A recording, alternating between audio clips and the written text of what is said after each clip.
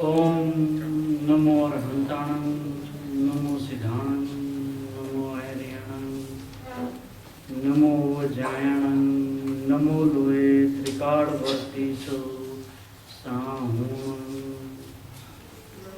मंगलं भगवान् वीरो मंगलं गौतमो मुनि मंगलं कुंदकुंभार्यो जैनधर्मोऽस्तु मंगलम् सर्वमंगलमांगल्यं सर्वकल्याणकारकं प्रधानं सर्वधर्माणां जैनं जयतु शास्त्रम्। त्रिलोकीनाथ सर्वज्ञ परमात्मा की मंगलमय दिव्य देशना गणधर परमात्माओं ने अपने ज्ञान में झिलकर आचार्य भगवंतों द्वारा जो विद्वान जो पंडित अपने स्वभाव को पिंड को देखकर हुए, ऐसी ये कलश टीका राजमल जी पांडे द्वारा विरचित है। पंडित का अर्थ होता है कि जो अपने पिंड को पिंडे, यानी अपना जैसा स्वभाव है ऐसा स्वभाव का जिसे अनुभव हुआ हो उसे पंडित कहते हैं। ऐसे ही अपने अनुभव पूर्वक ये कलश टीका का जो रचना हुई उसमें ये स्यादवाद अधिकार, उसमें 11वां नंबर का कलश है। वस्तु को देखने का जो विधान है वो ज्ञानी और अन्य जीव के बीच में क्या अंतर है, ये बात यहाँ स्पष्ट कराते हैं। ज्ञान दोनों को है, दोनों के ज्ञान में जगत के ज्ञेय प्रतिबिंबित होते हैं। जगत के पदार्थ के प्रतिबिंबित के काल में अपने से अपना ज्ञान जो उदित होता है वो ज्ञान की पर्याय अपने से अपने में आई है। उसी काल में उस ज्ञान की स्वच्छता में जगत के पदार्थ जो प्रतिबिंबित हुए तो ख्याल में ऐसा आया कि ये हुआ तो मैं हुआ, है ना। फिर यहाँ शरीर इत्यादि की भी शुरू में बात की कि देह की उत्पत्ति के काळे ज्ञान की उत्पत्ति पण पोताમાં છે, પણ દેહની उत्पत्ति કાળે થઈ માટે દેહની उत्पत्तिથી મારો पर्याय થયો એમ માને છે। मतलब देह का और जैसे सारे जगत के पदार्थों का समय समय का जो परिणमन है वो अपने स्वकाल में उनके स्वकाल से उनके उपादान से होता है। जब हमें अपने स्वरूप के संबंध में कोई भ्रांति रहती है तो ये पता नहीं चल पाता है कि हमारा ज्ञान हमसे होता है कि हमारा ज्ञान उनसे हुआ। अब उनका जब ज्ञान हुआ तो ये ज्ञान उनका है कि ये ज्ञान जिसका है उसका है। शरीर को जाना तो ये ज्ञान शरीर का है कि जानने वाला जो है उसका ये ज्ञान है ना। तो ये यहाँ पंडित जी साहब क्या अंतर है ज्ञानी के देखने के दृष्टिकोण में और अन्य जीव के ज्ञान में, वो अपने आप को कैसे देखता है। और एक ही जीव स्यादवाद को लेकर जी जाता है और एक जीव स्यादवाद में से ही एक पक्ष को पकड़कर अपने स्वभाव का अनादर करता है। ये बात गुरुदेव ने बहुत विस्तार से स्पष्टीकरण किया। उसका स्पष्टीकरण करते करते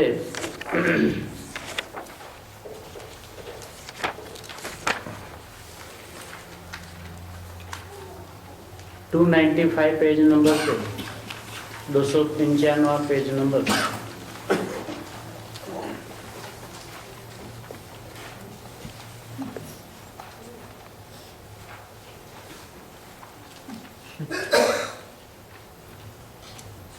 अपने घुटने का जो विषय हो इतना मिल जाए बस हो गया।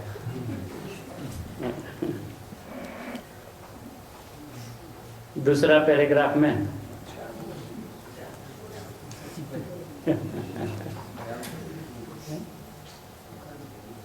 स्वद्रव्य परद्रव्य किसे कहते हैं, स्वकाल परकाल किसको कहते हैं, स्वक्षेत्र परक्षेत्र किसे कहते हैं और स्वभाव परभाव किसे कहते हैं। ज्ञानियों की दृष्टि में कितनी तीक्ष्णता है और वस्तु को बताने की उनमें ज्ञान में जो ताकत है कि स्वद्रव्य यानी निर्विकल्प पदार्थ मात्र वस्तु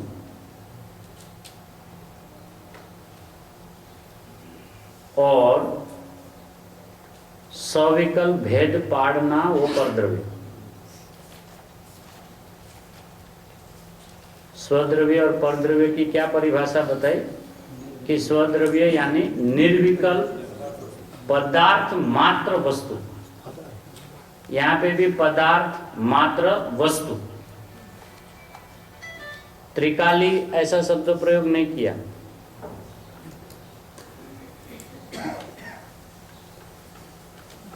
अब उसमें ही सविकल्प भेद पाड़ना वो परद्रव्य। तो ये जो आगे के स्वाध्याय में आया था ना सविकल्प, थोड़ा सा उनको भी मिलान कर लेते हैं ताकि ये स्वद्रव्य मतलब सविकल्प निर्विकल्प क्या होता है।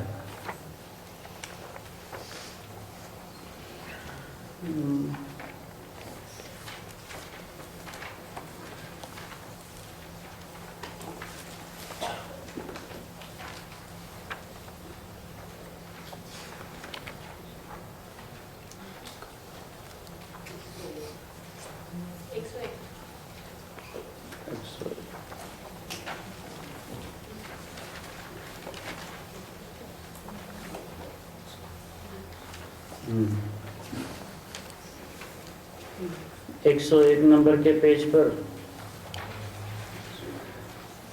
ज्ञान सविकल्प है।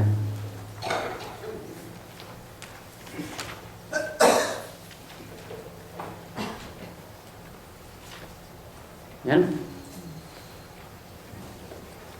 यहाँ पे पहले कहते हैं कि वस्तु मात्र निर्विकल्प है। अब निर्विकल्प वस्तु में सविकल्प भेद पाड़ना वो परद्रव्य है। दो बात है ना। तो यदि वस्तु मात्र निर्विकल्प हो तो उसी में से सविकल्प दशा का भेद पाड़ना मतलब क्या।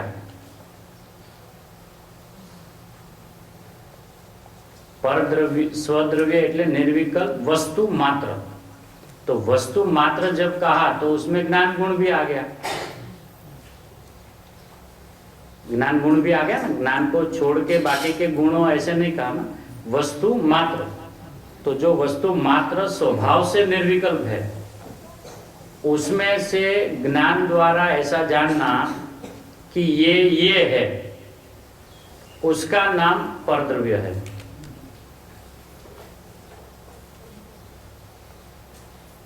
ज्ञान की सविकल्पता जो है वो केवल ज्ञान तक चलती है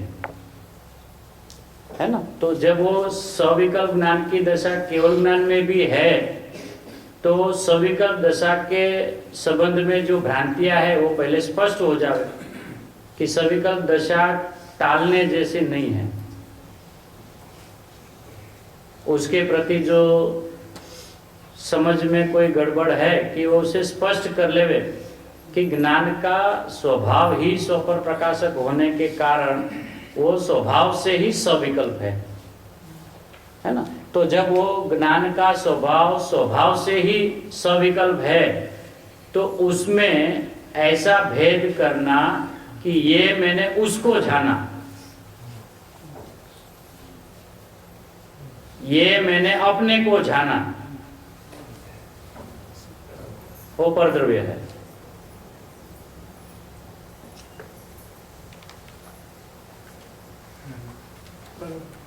हाँ, क्योंकि सविकल्प दशा यदि सारे जीवों में स्वभाव से ही है, तो किसी भी भूमिका वाले जीव को उसका निषेध नहीं आना चाहिए। लेकिन उनकी व्यवस्था भी जैसी है वैसी समझनी पड़ेगी कि भाई सविकल्प दशा है और सविकल्प दशा में दोनों का जानना एक साथ हो रहा है, तो फिर हम तो दोनों को जानते हैं।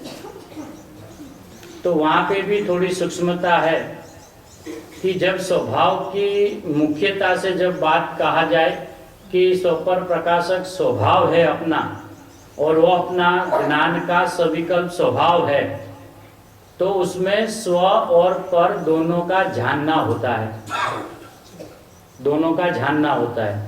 तो जब दोनों का जानना होता है तो वो स्व को जान ही रहा है, ऐसा उसमें आया नहीं। जानना हो रहा है और जान रहा है, उसमें अंतरा है। एक स्वभाव की व्यवस्था है कि आठवां ज्ञान में स्वपर प्रकाशक अपना स्वभाव होने से आठवां ज्ञान में वो व्यवस्था है जिसमें स्व भी जनित जा रहा है और पर भी जनित जा रहा है। अभी दोनों का मात्र जो जनित जाने की जो व्यवस्था है, उस एंगल से ये स्वपर प्रकाशक की जो सविकल्प दशा है उनको यहाँ सविकल्प दशा कहा।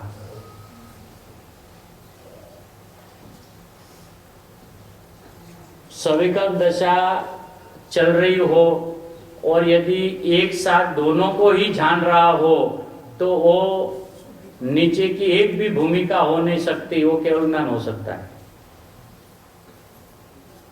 क्योंकि केवल ज्ञान में ही एक साथ दोनों का युगपद समय अंतरा के बिना जानना होता है, बराबर है।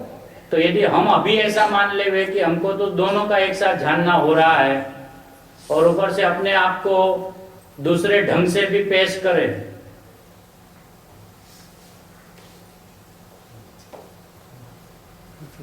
तो दोनों का जानना जब हो ही रहा है तो अभी क्या बाकी रहा? दोनों को जब मैं जान ही रहा हूं, क्योंकि हम आगे क्या करते हैं, अपना स्वपर प्रकाशक स्वभाव है। तो स्वपर प्रकाशक स्वभाव है तो पहले स्व प्रकाशक आया ना, है ना। और जब उसमें स्व पहले आया तो स्व का तो मना कर रहा है, तो उनके निगाह में या उनके ज्ञान में स्वपर प्रकाशक तो खड़ा ही नहीं रहा ना, वो तो उधार लिया हुआ स्वपर प्रकाशक बोल रहा है।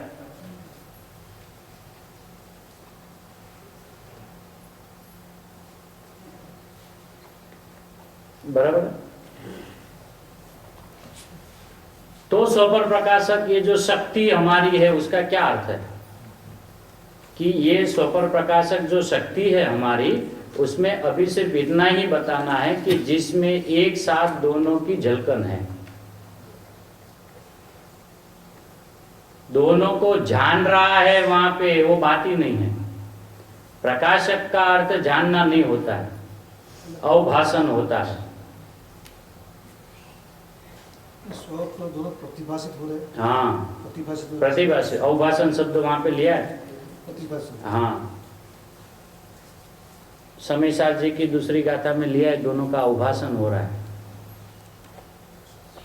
अवभाषण दोनों का एक साथ में होता है, ये अपने स्वभाव की व्यवस्था है ना। अब दोनों का एक साथ अवभाषण होना और उसमें से एक को जानना, अवभाषण दोनों का हो रहा है और उसमें से एक को जानना। यदि अवभाषण दोनों हो रहा है उस काल में मात्र मैं पर को ही जान रहा हूं तो वो अज्ञान, और मैं मात्र स्व को ही जान रहा हूं वो सम्यक ज्ञान।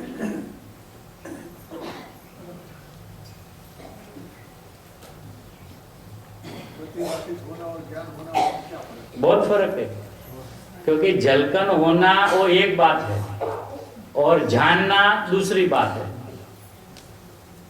क्योंकि प्रकाशक का अर्थ जानना नहीं होता, यदि जानना होता तो किसी को संसार ही नहीं होता। स्वपर प्रकाशक में वो दोनों को जान रहा है। यदि ये अनादि अनंत अपना स्वभाव है तो किसी को संसार ही नहीं होता ना।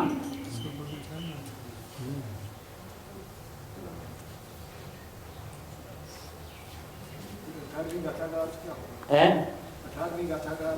हाँ, 18वीं गाथा में आबाळ गोपाळ सबको अनुभूति स्वरूप भगवान आत्मा अनुभवમાં આવી રહ્યો છે, એટલે એના જાણવામાં આવી રહ્યો છે એમ કીધું ને, અનુભવમાં આવી રહ્યો છે, પણ જાણતો હોવા છતાં એટલે કે જણાતો હોવા છતાં જાણતો નથી ને આ શબ્દ છે ને, જણાતો હોવા છતાં જાણતો નથી, તો જાણતો નથી એટલે એને જણાતો નથી એમ નથી કીધું। बराबर। थोड़ा गुजराती आ जाओ, क्षमा करना। मतलब वहां पे ऐसा कहते हैं कि आबाल गोपाल सबको अपने ज्ञान में अपना भगवान आत्मा ही सबको ज्ञान में जनित जा रहा है। ऐसा होने पर भी वो अपने को नहीं जानता। तो वहां पे जनित जाना और जानना में अंतरा है ना। वस्तु की अपनी स्वच्छत्व शक्ति के कारण अपने में ही अपना प्रतिभास हो रहा है और अपने ही स्वच्छता में उसी काल में जगत का भी प्रतिभासन हो रहा है। तो ऐसी दोनों की एक ही पर्याय में दोनों का अवभाषण होना, ऐसी शक्ति का नाम स्वपर प्रकाशक है। वो शक्ति है अपनी, उससे अपना काम नहीं होता। हाँ, જણાઈ રહ્યો છે એવું જાણે ત્યારે જણાઈ રહ્યો છે ને, इसलिए जनित जा रहा है और जान रहा है, उसमें जमीन आसमान है। वो लोगों को ऐसा लगता है वो आप जानने की ओर से कहते हो, हम जनित जाने की ओर से, दोनों एक ही। ऐसा है ही नहीं। यदि ऐसा होता तो आज किसी को संसार होता ही नहीं, क्योंकि आबाल गोपाल में तो सभी जीव आ गए ना, और सभी जीव अपना ही स्वपर प्रकाशक स्वभाव होने के कारण अपने को जान ही रहा है। जब वो अपने को जान ही रहा है तो उसी काल में वो पर को पर ही जानेगा ना। फिर वो पर को अपना क्यों जानेगा? ऐसा दिया बताओ जो अपने को प्रकाशित नहीं करता है, तो वो दिवो बताओ कि जो पोताने प्रकाशित न करता। हाँ, तो उसको तो पहले ये समझना है कि स्वपर प्रकाशक स्वभाव जो है वो स्व प्रकाशक है, वो स्वपर है ही नहीं पहले। अच्छा, आपने दृष्टांत दिया कि दिया उसमें पर प्रकाशक पना बताओ। दिए में पर प्रकाशक पना बताओ। दिए से जब दृष्टि हटे अन्य पदार्थ पे जावे तब उसी प्रकाश में जो दूसरे पदार्थ उजागर हुए तो उसको व्यवहार से पर प्रकाशक कहा गया है। लेकिन पर प्रकाशक के काल में भी वो है स्व प्रकाशक। इसलिए वस्तु का स्वभाव स्वपर प्रकाशक नहीं है, स्व प्रकाशक ही है। મને પ્રકાશ તો પણ પર પ્રકાશ है? મને પ્રકાશના વેળાએ પણ પરને પ્રકાશ છે। એવું છે જ નહીં ને, ऐसा है ही नहीं। वो तो दिए का प्रकाश का ही विस्तार है। दिए का जो प्रकाश है उसी का जो विस्तार है, फैलाव है। वो फैला जहां पे वो प्रकाश, तो उस फैलाव में जो जो पदार्थ दिखे गए तो उनको ऐसा कहा गया कि ये दिए ने उसको प्रकाशित किया। लेकिन उस चीज पे भी जब नजर जाती है तब वो पहले वो चीज नहीं दिखती, वहीं पे भी मात्र प्रकाश ही दिखता है। तो पर प्रकाश के काल में वो पर प्रकाशक है ही नहीं, वो स्व प्रकाशक है। इसलिए पंचाध्यायी कर्ता ने आत्मा का स्वपर प्रकाशक शक्ति जो है उसको असत लक्षण कहा है।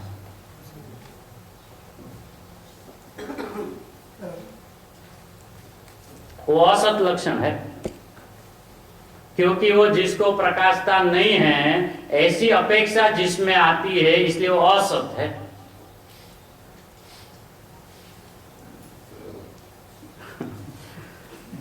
समझना तो पड़े भैया, और जैसा है वैसा समझना पड़े। जब मात्र दिया को देखा जाए और मात्र दिया को देखते ही रहते हैं और उसी काल में उसको बताइए कि इसमें पर प्रकाशकपना कहाँ है। तो हमारे देखने में क्रम है, उसके प्रकाश में क्रम नहीं। नहीं, वो देखने की बात बोल रहा हूँ, उसके प्रकाश में भी कोई क्रम नहीं है, क्योंकि वो एक ही प्रकार का उसका प्रकाश है और वो प्रकाश स्वप्रकाशक है।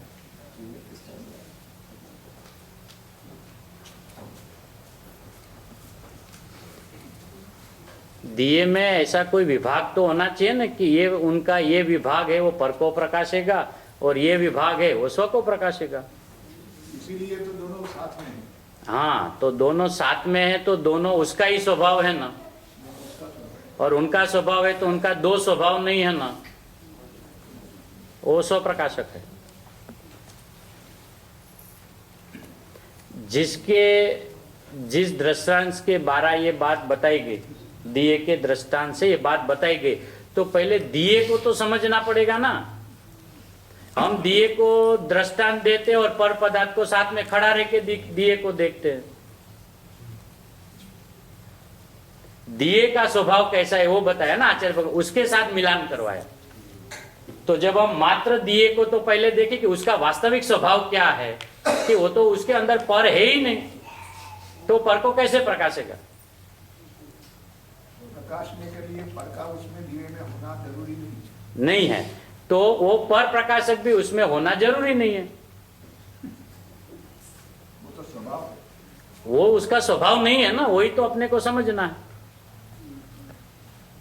कि पर प्रकाशक के काल में भी वो स्व प्रकाशक है ऐसा अपना अभिप्राय में नहीं बैठ रहा है ना, इसलिए अपने स्व डैश पर ऐसा लिख देते हैं। ऐसा एक्चुअली वो शब्द ऐसा है ही नहीं। स्व पर ऐसा अखंड एक शब्द है, स्व डैश पर ऐसा शब्द ही नहीं है वो,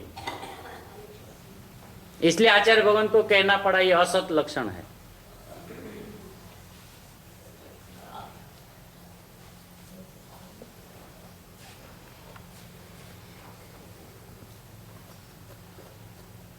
दिए से नजर हटे तो पर दिखे ना।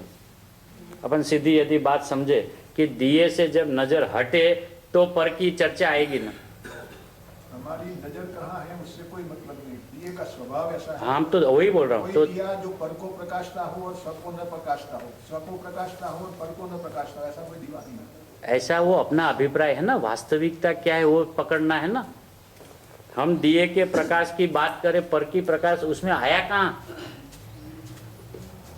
बात दिए की चल रही है कि जिस दिए के आदि मध्य अंत में पर है ही नहीं, पहले तो उनका वास्तविक स्वभाव तो जैसा है वैसा समझे, फिर उसका व्यवहार से पर प्रकाशकपना कैसा कहा गया है वो भी समझ में आ जाएगा।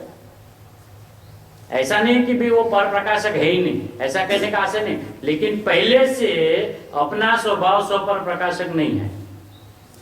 पहला अपना स्वभाव स्व प्रकाशक है, और स्व प्रकाशक को यदि अपनी द्विरूपता से, अपने प्रतिभास से, अपने ज्ञान की द्विरूपता से जब बात चले तो पर अपने ज्ञान में दिखता है ना। पर प्रकाशक यानी कि पर की तरफ अपना जब ज्ञान जाता है ना, या अपने ज्ञान में पर झलकते हैं, तो पर को देखने के काल में भी हम अपने ज्ञान की पर्याय को ही देख रहे हैं ना, कि पर को देख रहे हैं। तो पर का देखना वो तो ज्ञान का देखना है ना, कि पर का देखना है, और ज्ञान में ज्ञान का ही देखना, वो ज्ञान का ही देखना है ना, तो स्व प्रकाशक हुआ।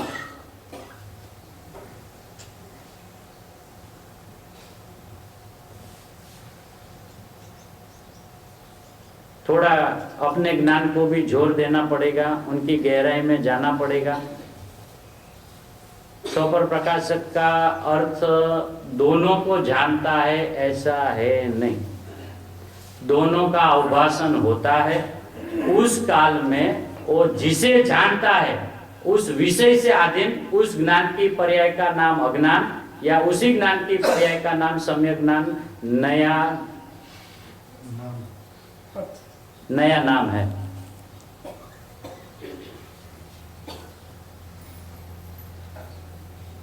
वो है ना प्रकाशक शक्ति हमारी हाँ, जाती वचन तो शक्ति यहाँ हमारी नहीं लिखी ना, शक्ति हमारी एक वचन है। एक बात, दूसरी वो शक्ति हमारी है, लेकिन उसमें ताते वचन भेद भ्रम भारी ऐसा क्यों लिखा? यदि वो शक्ति है तो शक्ति है, फिर उसमें भ्रम होता है ऐसा क्यों लिखते हैं? वही 46 के बाद 47 में वही वो लिखते हैं कि ये स्वपर प्रकाशक एक कोयड़ा है, पेच है, उसको जिसने सुलझा लिया उसने सारे जिनागम का रहस्य को पा लिया। यदि वो सीधा स्वभावी होता तो उलझन नहीं होती, फिर वो पेच कोयड़ा नहीं होता। समझने में कोई चीज कठिन है इसलिए वो बात ऐसी नहीं, ऐसा थोड़ा है। नहीं, वो कठिन है ही नहीं ना, अपना स्वभाव में कठिन है ही नहीं, लेकिन वो जब स्वपर प्रकाशक ऐसा शब्द सुनते हैं तो उसमें भ्रम खड़ा हो जाता है। ऐसा पहले तो उन्होंने कहा ना 46 में,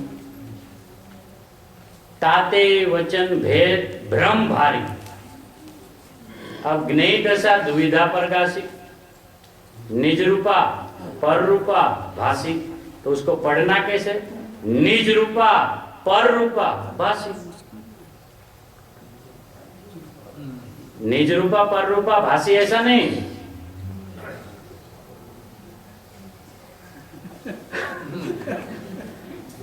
निज रूपा ही पर रूपा भाषी। और वो ज्ञेय दुविधा, तो ज्ञेय में दुविधा है। ज्ञेय दुविधा ऐसा दो प्रकार ऐसा नहीं, ज्ञेय दुविधा मतलब ज्ञेयों में दुविधा है कि ज्ञेय किसे कहे। दुविधा शब्द है ना वहां पर, तो दुविधा का मतलब क्या है? दो प्रकार का, सामान्य अर्थ ऐसा है ना, दो प्रकार का तो है जब दोनों की बात करें तब, लेकिन पहले तो उसको ज्ञेय संबंध में दुविधा है। हाँ, वो दुविधा मतलब हाँ द्विधा, मूंझवण है।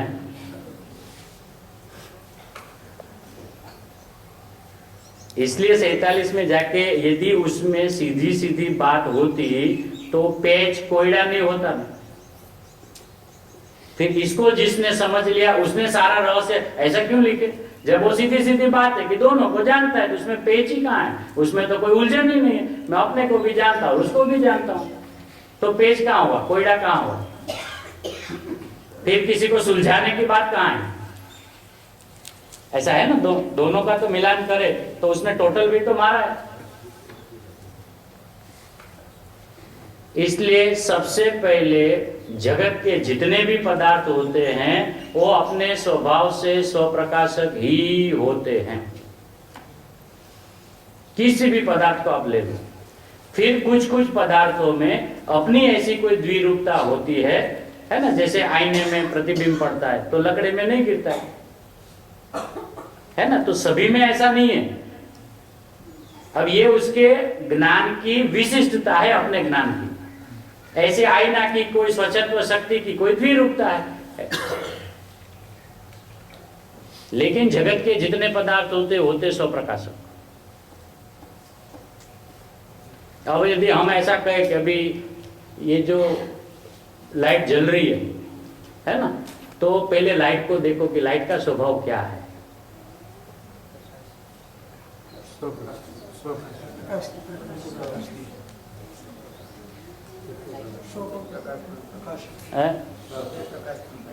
पहले फिर यहां से ऐसे देखे ना, हाँ इधर भी है, लेकिन इधर वही है ना, वही है ना। और यहां जब देखा तो उनके प्रकाश में ये देखा ना कि ये चीज है। दादाजी वो प्रकाश में दिखा ना, तो अभी ये हम इनकी ओर से प्रकाशक कहते हैं। जहां ये चीज उजागर होती है तो उस उजागर हुई चीज के वहां से देखकर ऐसे कहते हैं कि ये लाइट इसको भी प्रकाशित कर रही है। लेकिन ये तो अब उन्हीं का फैला हुआ प्रकाश है ना, उसी का फैला हुआ प्रकाश है ना। तो यहां पे भी वही प्रकाश है जो वहां है।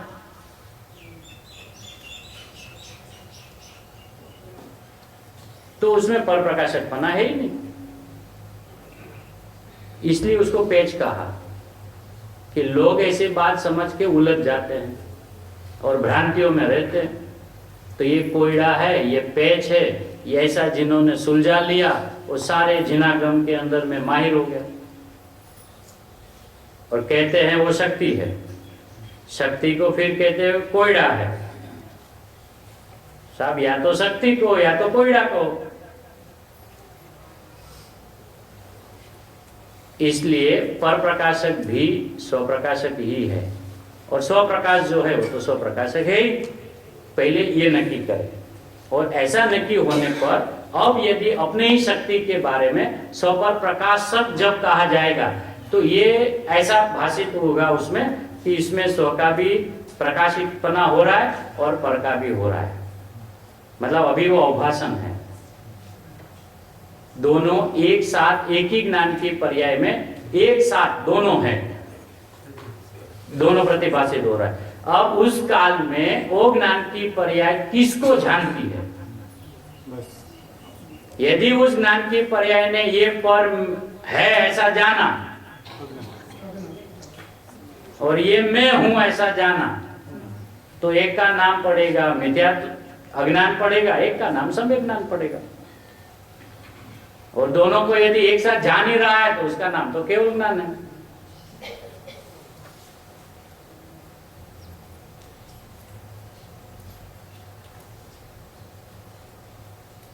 थोड़ा सोचे, कोई अपन स्वपर प्रकाशक का विषय लेके नहीं बैठे, ये तो सहज गुरुदेव के स्वाध्याय में जो उन्होंने जबरदस्त जो स्पष्टीकरण किया है उसके ऊपर विचार कर रहे हैं। क्योंकि ये जो निर्विकल्प दशा है वो जो सविकल्प दशा है, अपने को तो मेन बात तो वो समझनी है इसमें से। तो ये स्वपर प्रकाशक, क्योंकि स्वपर प्रकाशक का वास्तविक स्वरूप समझे बिना उसमें अपनी जो उंडप है, अपनी गरिमा जो है वो नहीं आएगी। वो ढीला ढीला रहेगा कि अपन दोनों को जानते, दोनों को जानते। दोनों को जानते हो तो फिर तुम्हें तकलीफ क्या है? फिर तुम्हें अंतर्मुख होने की क्यों बात कर रहे हैं? फिर तुम पर से खसो अपने में आओ ऐसी बातें क्यों कर रहे हो जब मैं अपने को जान ही रहा हूं ना? और फिर यदि वो ऐसा कहे कि नहीं वो अपने को उस काल में नहीं जान रहा है तो उसको ये कहो कि वो सब प्रकाशकपना उधर नहीं है, मात्र पर प्रकाशकपना ही है, तो वो बात भी हमें मंजूर नहीं।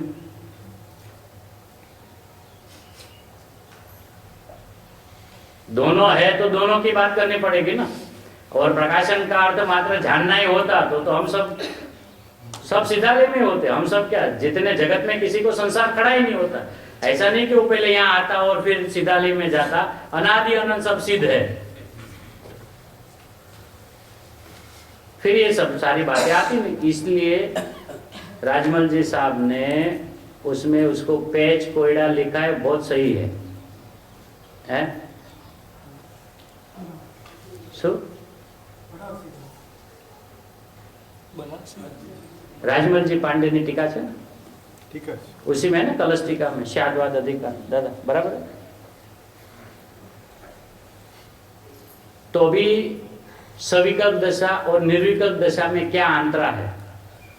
ये जो पीछे कहा कि वस्तु मात्र निर्विकल्प है और निर्विकल्प में सविकल्प में उसमें सविकल्पता से भेद पाड़ना है ना, वो परद्रव्य, और वस्तु मात्र हूं वो स्वद्रव्य।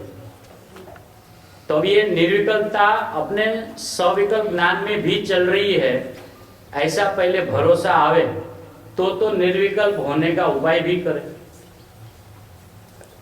है ना। जैसे पहले अपने को ये पता चले कि हमारा स्वभाव सुख से लबोलब भरा हुआ है तो सुखी होने का उपाय भी करे। ऐसा है ना कि नहीं, सुखी का तो हमको पता नहीं लेकिन सुखी होना है तो पहले तो समझना पड़ेगा कि स्वभाव मेरा सुख से लबोलब भरा हुआ है, इसलिए मैं अपने को सुखी करने का उपाय कर रहा हूं। तो ऐसे ही अपना स्वभाव से निर्विकल्प है, ऐसा पहले पता चले तो निर्विकल्प होने का उद्यम भी करेगा। लेकिन यदि यही मात्र कहता रहे अपने को तो निर्विकल्प होना है, निर्विकल्प होना, अभी तो है ही नहीं, तो है ही नहीं तो होगे कहां से? जो यदि वर्तमान में निर्विकल्प दशा होती नहीं तो आएगी कहां से वो? द्रव्यों में से नहीं आएगी, गुणों में से नहीं आएगी। पर्याय स्वयं निर्विकल्प होगी तो पर्याय में निर्विकल्पना होना चाहिए ना, होगा तो आएगा ना उसमें से।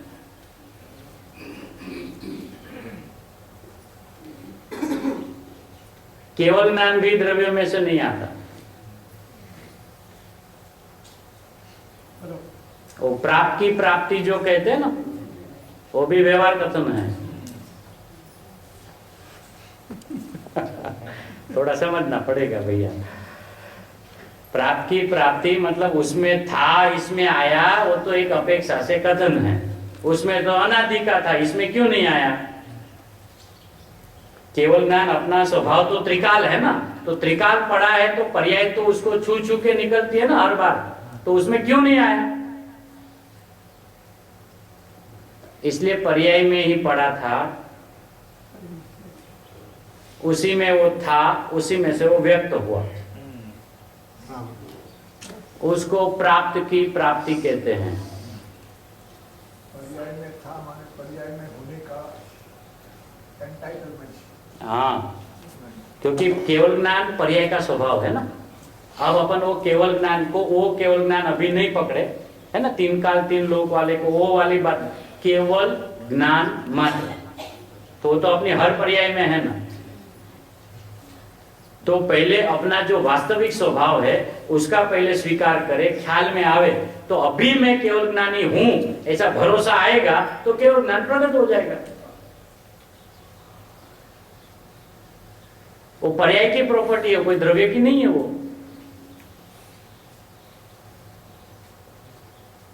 इसलिए पर्याय में सब कुछ भरा है, जितना द्रव्य में भरा है उतना।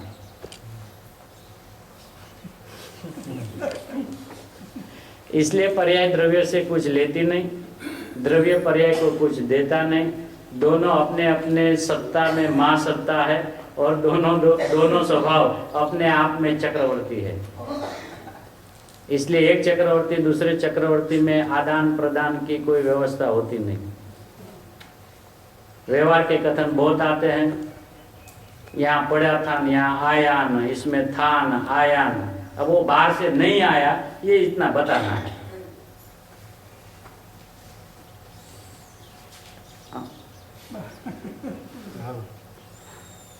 तो अब जिस काल में अपना सविकल्प दशा चल रहा है उस काल में निर्विकल्पता है कि नहीं?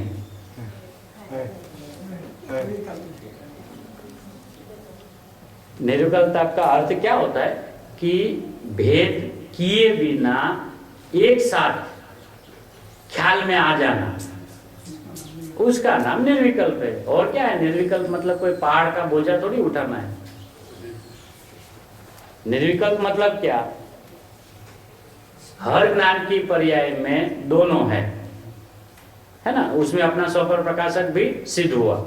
अब उसमें यही मैं हूं तो भेद हुआ, उस भेद का नाम सम्यक दर्शन है। दोनों की अपेक्षा वाला है इसलिए, और यही मैं हूं वो अपना स्वभाव है, इसलिए उसको सम्यक दर्शन कहा। और दोनों का एक साथ में ख्याल आ रहा है ना, उसमें ऐसा ख्याल आना कि ये है, ये है, हाँ, उसका नाम सविकल्पता हो गई। और उसी काल में वो था निर्विकल्प। क्यों? कि पहले तो दोनों एक साथ में थे, अब दोनों का एक साथ में होना, वो अपने स्वभाव की स्वच्छता के कारण दोनों रहते एक साथ में, उसमें से यही में तो निर्विकल्पता। और ये भी है और ये भी है, ऐसा दोनों का जानना, वो सविकल्प दशा।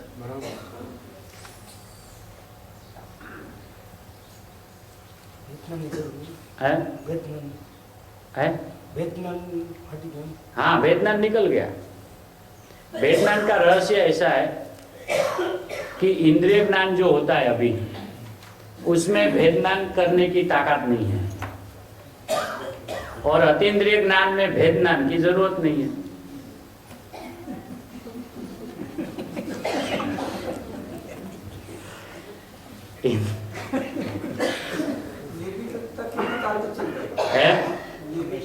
कितने काल तक चलती है? कितने काल तक चलती है? वो अनादि अनंत चलती है। हाँ, वो इसलिए तो बोल रहा हूँ, वो सब गड़बड़ चल रही है ना, कि वो आनंद आ गए तो निर्विकल्पता, आनंद छूट जावे तो सविकल्पता। ऐसा अभी वो अतीन्द्रिय आनंद सम्यक दर्शन वाली बात अभी नहीं चल रही। पहले अपने को पता तो चले कि मैं स्वभाव से निर्विकल्प हूँ, तो निर्विकल्पता प्रकट भी हो जाएगी, आनंद भी उस काल में आ जाएगा, वो आ जाएगा। जब आनंद नहीं आएगा तो दूसरा कुछ तो आएगा ना। ऐसा तो नहीं कि आनंद चला गया तो अपना जानना ही बंद हो गया। जानने में अब ऐसा जानने में आया कि अब आनंद भी आया, और इसके पहले ऐसा जानना था कि आनंद नहीं आ रहा है। इतनी सी बात है ना, लेकिन जानना तो बंद नहीं हुआ। जानने का विषय जो था वो बदला। इसलिए निर्विकल्प होने का प्रयत्न क्यों सफलता नहीं दे रहा है? सभी आत्मातीत जीव की ये भावना है कि हम इसी काल में अब तत्काल निर्विकल्प दशा को पा जावे, निर्विकल्प दशा को। क्यों उनका प्रयत्न निष्फल हो रहा है? क्योंकि उनको वर्तमान में मैं निर्विकल्प हूं ऐसा पता ही नहीं चल रहा है।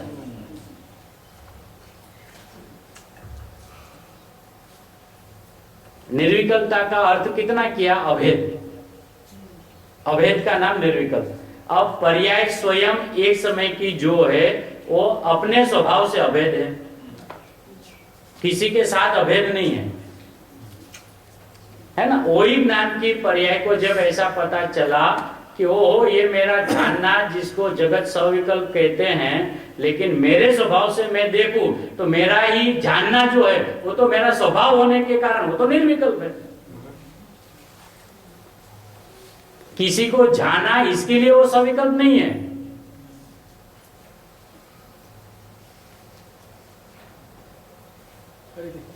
फिर से मतलब हमने ये समयसार जी को जान लिया, ये जिन प्रतिमा का वंदन कर लिया, तो वो ऐसा जाना तो हमारी सविकल्प दशा हो गई, ऐसा नहीं है।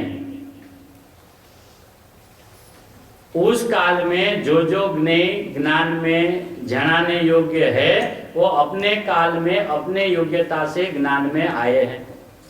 ऐसे ज्ञान को हमने जाना है, उनको नहीं।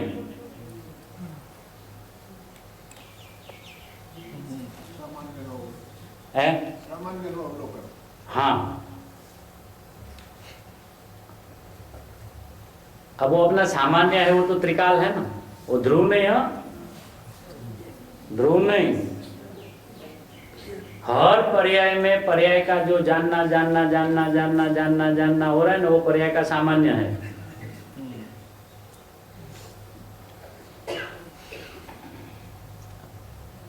तो अभी एक नई ज्ञान में जनित हुआ, अब दूसरा ज्ञान ज्ञेय में जनित हुआ है ना, अब तीसरा हुआ, तो ज्ञेय तो आवागमन वाले है ना, आते हैं जाते हैं। अब वो ज्ञेयों के आने जाने के काल में क्या ज्ञान आता जाता है कि नहीं आता जाता? अब वो उत्पाद व्यय की बात को अभी डिपॉजिट रखे,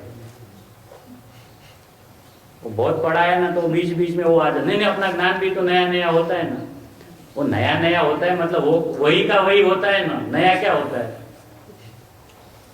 ज्ञान में नया क्या होता है? ज्ञान कभी नया होता ही नहीं। ज्ञान में ज्ञेय नए नए होते हैं।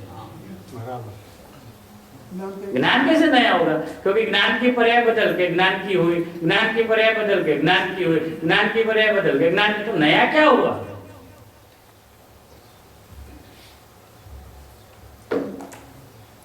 है ना। तो ज्ञेय है, जगत में अनंत ज्ञेय है, तो उनका अनेक प्रकार का अवभाषण प्रतिभाषण अपने ज्ञान में है, उसका कोई अनादर नहीं है। लेकिन वो यदि अपने ज्ञान में दिख गए तो इसका मतलब मुझे नया ज्ञान हुआ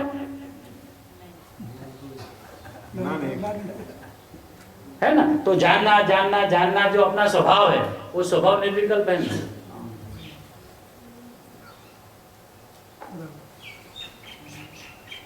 उसी निर्विकल्प स्वभाव को ऐसा कहना कि इसको जाना या इसको जाना, वो सविकल्प।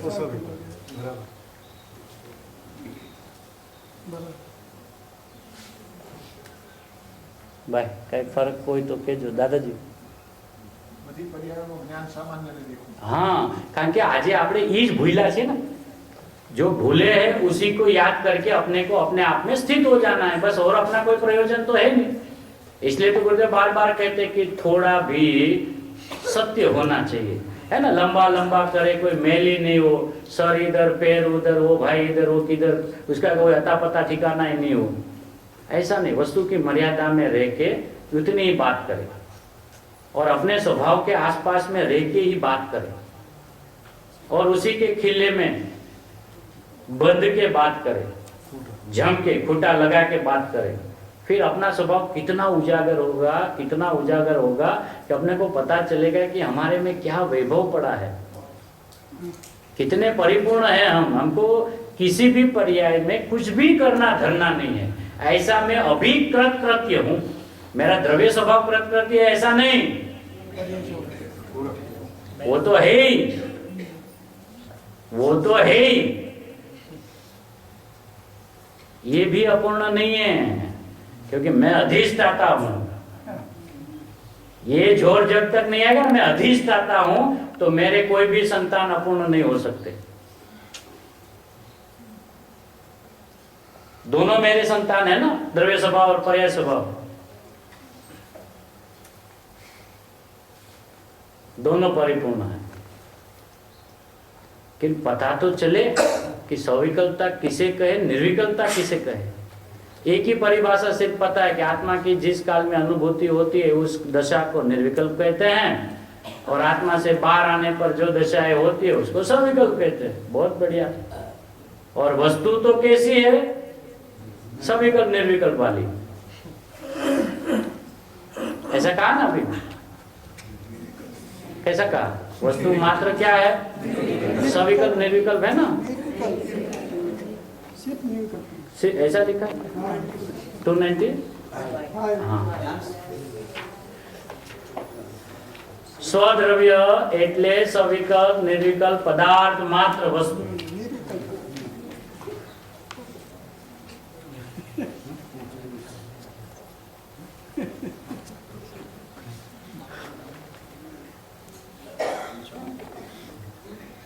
હે ભાઈ એમ નથી એટલે અહીંયા નથી કે છાપામાં ભૂલ નથી ને.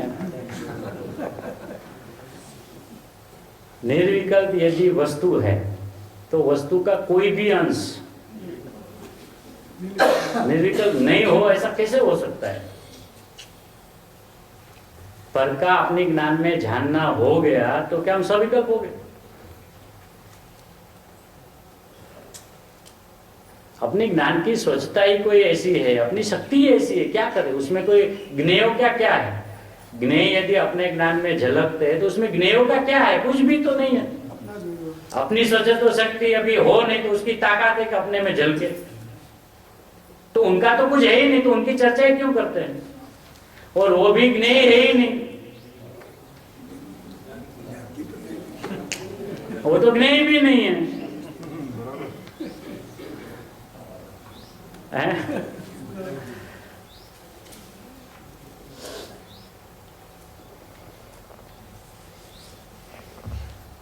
अनंत काल की रहने वाला बंगला बनाना हो तो उसका ऐसा जैसा तैसा नहीं चले भैया. भले थोड़ा समय लगे वो मंजूर है, अनंत काल चला गया, अब कोई ऐसी आज की घाई नहीं है, लेकिन जैसा हो वो पूरा होना चाहिए. थोड़ा अभ्यास करे लेकिन पूरा करे. एक एक कदम अपना ठोस होना चाहिए कि जिसको जगत की कोई ताकत हिला ही नहीं सके. और सफल प्रकाशक है, अनादर नहीं है, लेकिन क्या है, कैसे है वो.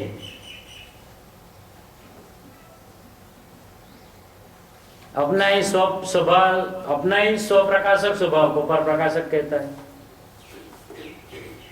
इसलिए वो एक्चुअली लिखा है, अर्थ यदि गुरुदेव ने भी ऐसा ही किया है कि निज रूपा पर रूपा भासी, है ना. जब सामान्य बात चले रहता है जिसमें स्व भी है और पर भी है ऐसा, लेकिन उसको एक पढ़ने का तरीका है, निज रूपा पर रूपा भासी.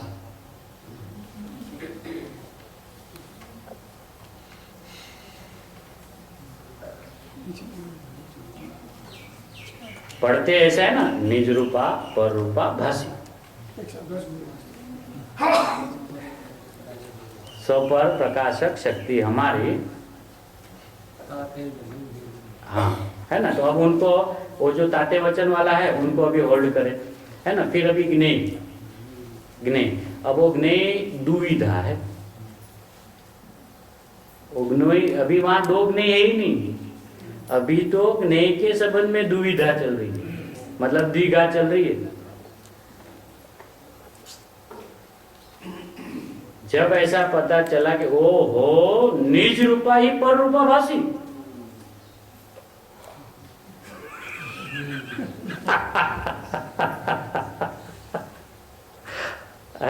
तो जो पेच था ना, गूंच थी ना, सुलझ गई। ओ हो मैं ही अपने को, यहाँ भी मैं ही था, यहाँ पे भी मैं ही था, तो मैं ही एक ही तो नहीं हूं जगत में। पर को जानने के काल में पर नहीं है, और स्व के जानने में मैं नहीं हूं ऐसा नहीं है। ज्ञेय जगत में यदि कोई हो तो वो एकमात्र मैं हूं। कैसा, उनको भी तो परज्ञेय के नाम से संबोधा जाता है कि वो उनको परज्ञेय कब कहा जाए कि जब स्व ज्ञेय कौन है ऐसा पता चले, तो उसका व्यवहार से ये परज्ञेय कहना सच्ची है।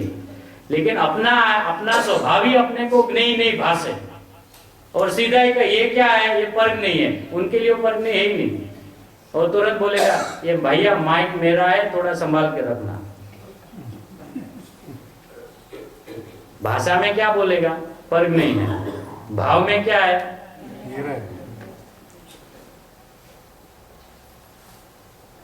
इसलिए जगत में दो ज्ञेय नहीं है, एक है उनका मात्र प्रतिभास है। जब अपना नाम ज्ञेय पड़ा तो उनका नाम भी ज्ञेय पड़ा, पहले से वो ज्ञेय नहीं है। पहले से तो मात्र अवभाषण प्रतिभास के रूप में है,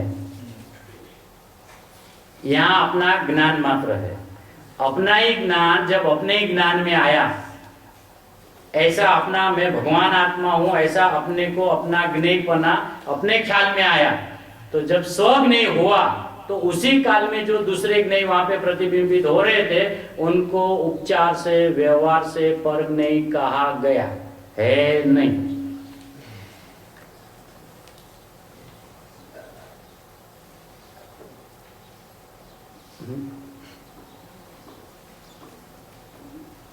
परिभाषा है तो बदलनी पड़ेगी।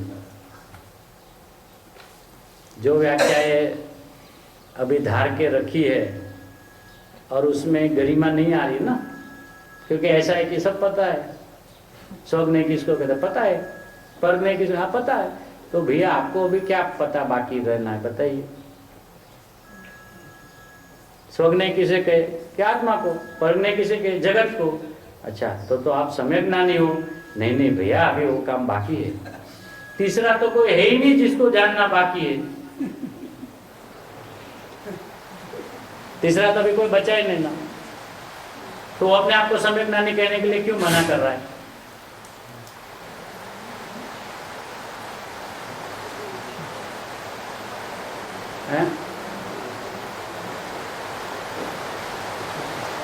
आई तो भक्ति में आता है ना, तो संकित सावन आया है ना, और अभी तो पूर्णावती का काल भी आया ना, तो शांति धारा करते हैं। कभी ऐसा नहीं कहा जल और चंदन धारा करो, कहना क्या चाहिए, जल चंदन धारा करो, क्योंकि वो तो दोनों द्रव्य लिए हैं, तो दोनों को नहीं शांति धारा करो, मतलब ये 6 के 6 द्रव्य को हटाओ। हाँ बहुत हो गया, मैं एक ही हूँ ऐसा अपने में शांति की मूर्ति हूँ मैं, ऐसी धारा करो। 2 किस्म की जगत में पूजा होती नहीं है, एक द्रव्य पूजा और एक भाव पूजा, ऐसा होता ही नहीं है। ये सब अभी कहाँ से आया राम जाने। जो भी व्यवस्था है समाज की उससे कोई विरोध नहीं है, लेकिन द्रव्य पूजा क्या होती है?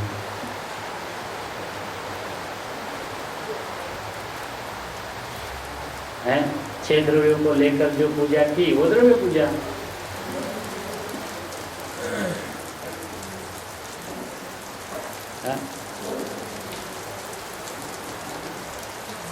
और पढ़े सुने रोज ऐसा कि पर द्रव्य के अपन तो करता धरता नहीं है, तो पूजा में वो 6 ही चाहिए, 7वां चले भी नहीं।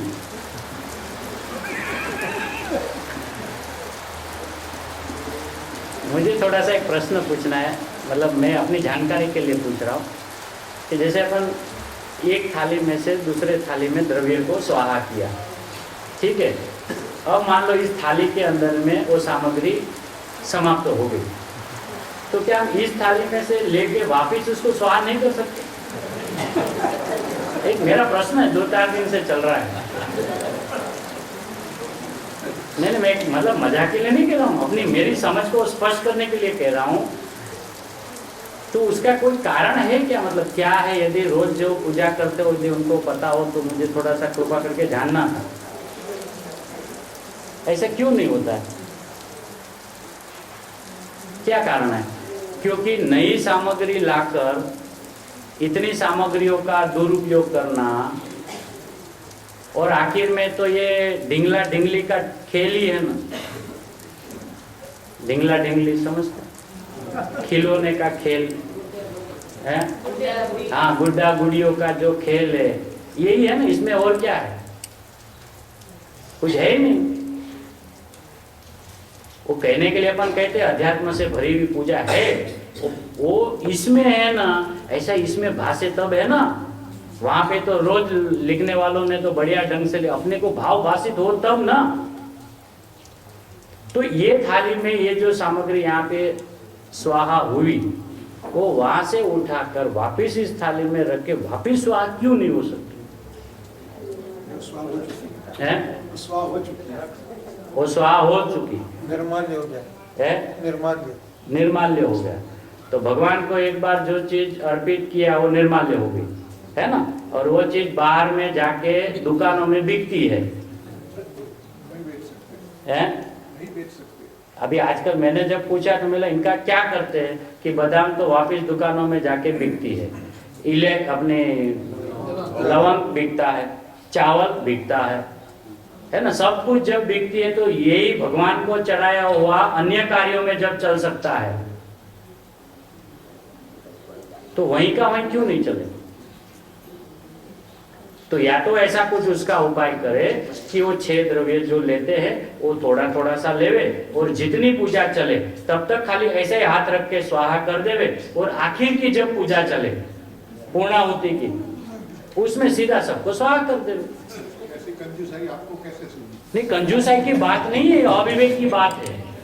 ये कंजूसाई के लिए नहीं बोल रहा हूँ, क्योंकि हम जाके देखे हैं ऐसी ऐसी चीजें वहां पे पड़ी रहती है, उसमें इतने उपद्रव होते हैं, इतने कीड़ी मकोड़ा ये सब चलता है, फिर वो पूजा में किसी को विवेक तो होता नहीं, ऐसा मुट्ठा भर के स्वाहा, यहाँ पे भी गिरा वहां पे भी गिरा, फिर उसको साफ सफाई करो तो कितनी जीव हिंसा होती है।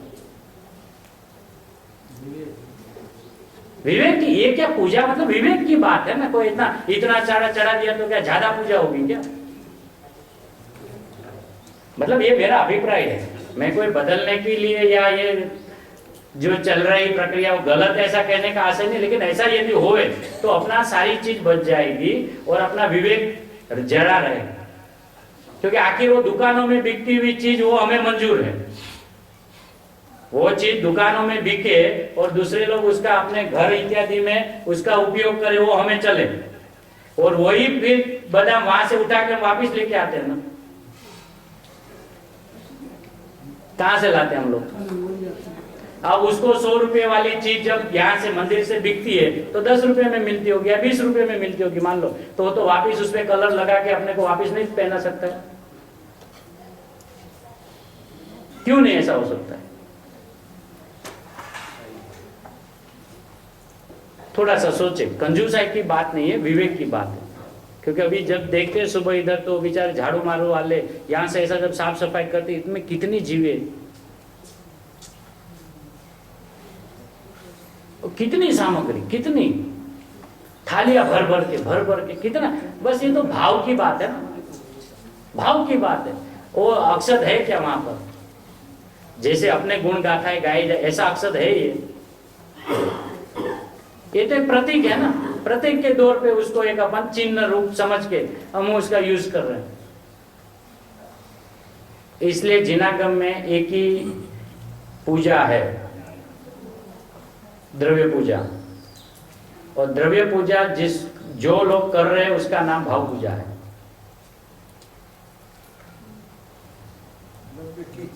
नहीं, मैं भगवान आत्मा हूं ऐसा द्रव्य, ऐसा ही मैं हूं, उसको द्रव्य पूजा कहते हैं। और ऐसा भाव जिस पर्याय में आया उस पर्याय ने भाव पूजा की। इसलिए द्रव्य से पूजा ऐसा नहीं कहा गया है, दो किस्म की पूजा, द्रव्य पूजा, भाव पूजा। ये जो है वो प्रतीक के रूप में है, विनय करने योग्य है, ऐसा मेरा मात्र मानना है। बाकी तो समाज के सभी लोग इस विधि को ज्यादा गहराई से जानते हैं। इसलिए कभी कभी पूजा में न बैठने का भाव आता है, वो इस कारण से आता है, या तो पीछे बैठते हैं कि भैया बस अपना ऐसा कर ले, हो गया ना। ऐसा नहीं कि हम भाई पूजा में रस नहीं है इसके लिए आते नहीं, या तो आते हैं तो पीछे आकर बैठ जाते हैं, सामग्री को छूते नहीं है। क्योंकि देखा 3-4 दिन में यहाँ आकर मैं आगे बैठा था तो मैंने देखा कि एक मतलब मुझे नहीं रुचा, तो इस पे थोड़ा सोचना, विवेक के लिए सोचना है। अपने पास कमी न धन की है न धनवानों की है, इसलिए सामग्री की में कोई कमी आने का तो प्रश्न ही नहीं है। क्योंकि ये ज्ञानी धर्मात्माओं का शासन ही ऐसा है कि यहाँ किसी भी काल में किसी भी चीज की कमियां होती नहीं। एक चीज मांगने निकलो तो 100 चीज सामने से देने वाले मिल जाते हैं। यदि यहाँ अपन अनाउंस करें कि भाई हमें यहाँ पूजा की सामग्रियों में इतनी इतनी कमी है, अब वो पूरा साल भर का पूजा का सामान हो जाए 1 सेकंड में देने वाले हैं ना, ऐसा नहीं है। परिणाम में किसी को कोमलता नहीं है, ऐसी वाली बात नहीं है, थोड़ा सा विवेक की बात है। सविकल्प निर्विकल्प दशा समझने जैसा है। ये आगे पीछे का रेफरेंस को मिलाने से पता चलता है कि ये निर्विकल्प यहाँ वस्तु मात्र को कहते हैं, वहाँ ज्ञान को सविकल्प कहा। तो वो सविकल्प में आचार्य भगवंतों ने सफर प्रकाशक कैसे उतारा? सफर प्रकाशक का अर्थ दोनों को जानता है ऐसा है ही नहीं, दोनों का उसी काल में अवभाषण हो रहा है। वही गाथा 18वीं गाथा का वो हार्द है कि आबाल गोपाल को भी अपने ज्ञान में खुद जानने में आ रहा है, ऐसा नहीं कहा। जणाय छे, जणाय छे, जणाय छे એવું જાણતો નથી। फिर लंबा विस्तार करके कहा अनादि बंध के वश के कारण इत्यादि, वो अपने उसको पढ़ना नहीं ज्यादा, बस वो जनित है। हाँ, वो उसको आचार्य ने लिखा है, वो सही है, प्रमाण है, लेकिन अपने को नहीं पढ़ना। જણાઈ રહ્યો છે એને પછી જાણવાનો ઉપદેશ શું કામ આપો છો? બીજા एंगल થી विचार करके मारो अपने नायक परमात्मा आबाल गोपाल को जब जनित ही रहा तो उसको जानो, ऐसा क्यों उपदेश देते हो? तो वहां जनित का अर्थ अलग है और जानने का अर्थ अलग है। ऐसा ही सोपर प्रकाशक में वही रहस्य पड़ा है, इसलिए उसको पेच कोयड़ा कहा। और ये ज्ञानियों ने जिस ढंग से इसका रहस्य, पूज्य गुरुदेव श्री ने भी तो इतने प्रवचनों में स्पष्ट किया है कि वो पर को तो खरेखर जानता ही नहीं, वो पर को जानता है ऐसा कहना व्यवहार है। पर के काल में भी वो तो अपने ही ज्ञान की पर्याय को जानता है। फिर केवल ज्ञान तक लिखे गए, केवल ज्ञानी भी तो पर को नहीं जान रहे, अपने ही ज्ञान की पर्याय को जान रहे है ना। तो उसमें पर का कोई निषेध कर रहे या उसमें जानने का निषेध कर रहे, वो वाली बात नहीं है। दोनों तरफ अपना ही बात है। चाहे मैं अपने को जानूं तो भी मेरा ही जानना है, चाहे मैं पर को जानूं तो भी वो मेरा ही जानना, इतना निर्णय करना है। उसमें न पर का कोई निषेध है, न पर की झलकर नहीं होती, ऐसा कहने का आशय है उनकी व्यवस्था से जैसा है वैसा है। ऐसा सर्वज्ञ परमात्मा का ज्ञान में आया हुआ अपना स्वभाव आचार्य भगवंतों ने जैसे जैसे कहा, गुरुदेव ने जिस ढंग से खोला है, ऐसे ही हमारे ज्ञान श्रद्धान रहो, यही मंगलमय भाव।